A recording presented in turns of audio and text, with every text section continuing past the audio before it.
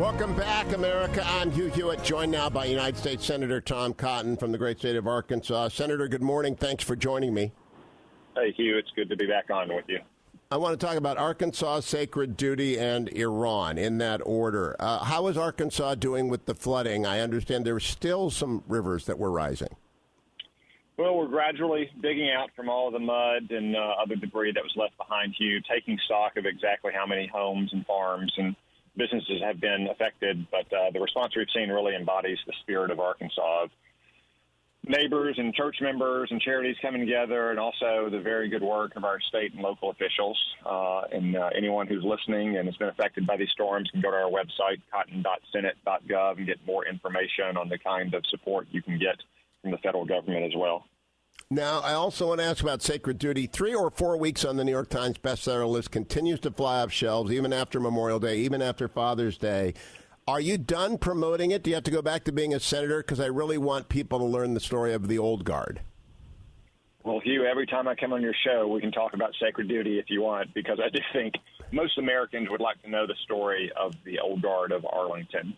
You know, when you're the officer in charge of a funeral at Arlington and you bend over in front of the next of kin to present that folded flag, you say that you're doing so on behalf of not only the President and the United States Army, but also a grateful nation. And it really is a grateful nation who the old guard serves by serving the families of our war veterans and fallen heroes in Arlington. And I think most Americans would like to know a little bit more about the soldiers who perform that most sensitive mission for them.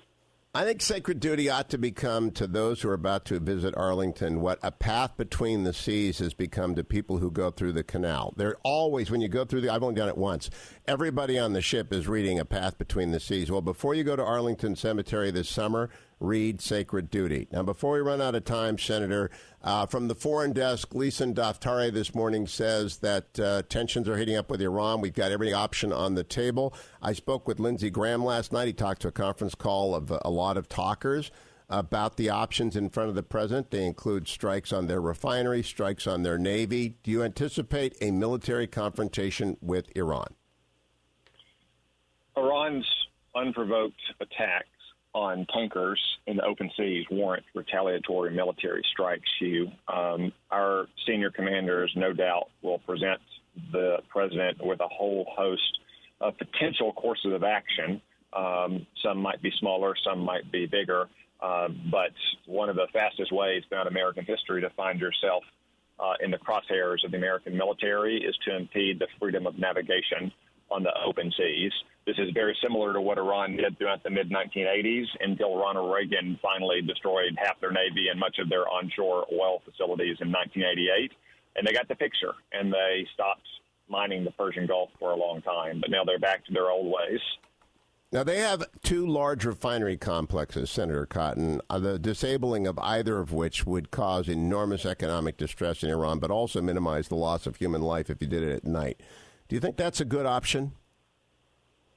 Iran needs to understand that if they continue these kinds of attacks on freedom of navigation on the open seas, that there is no military or critical industrial facility that is beyond the reach of the American military. Whatever Iran thinks they can do to the United States or to the civilized world, the American military can do 10 times or 100 times more damage to Iran. Now, Senator, you also spoke out in defense of arms sales to our allies in Saudi Arabia and the United Arab Emirates, which I also support. I'm fully aware of the human rights violation with Khashoggi. I've condemned it. I understand it.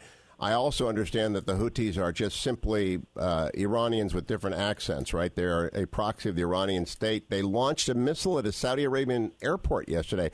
Why are we not making the case for winning in Yemen and putting that country back together again as opposed to stalemate?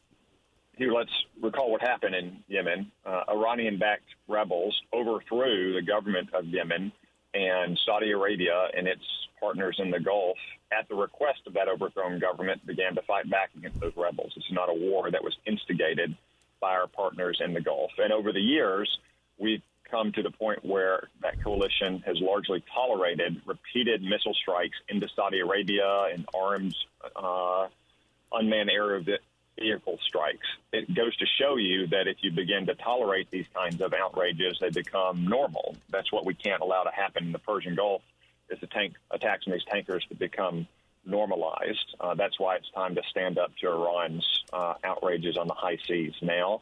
And we need to support our Gulf partners, especially the week after tankers were blown up in the Persian Gulf. Hugh, it just mystifies me that some of my colleagues want to deprive close partners like the United Arab Emirates of largely defensive weapons and services at a time when Iran is engaged in some of its most aggressive behavior in years. And are you making progress within at least the Republican conference and recognize this is a great power struggle through proxies? It cannot become a hostage to one horrific incident, no matter how horrific. I can't imagine anyone other than ideologues after last week's attacks would want to hang our Gulf partners out to dry.